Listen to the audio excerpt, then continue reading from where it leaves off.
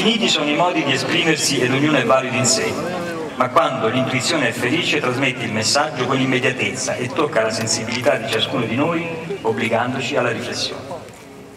Per aver saputo richiamare l'attenzione attraverso una soluzione semplice ma di grande originalità sulle problematiche relative alla tutela delle risorse del mare, per aver sottolineato con garbo e con particolare efficacia i rischi derivanti da comportamenti non rispettosi dell'ambiente da parte di operatori e fruitori, vince il premio per la sezione Pesca uno Spot 2006.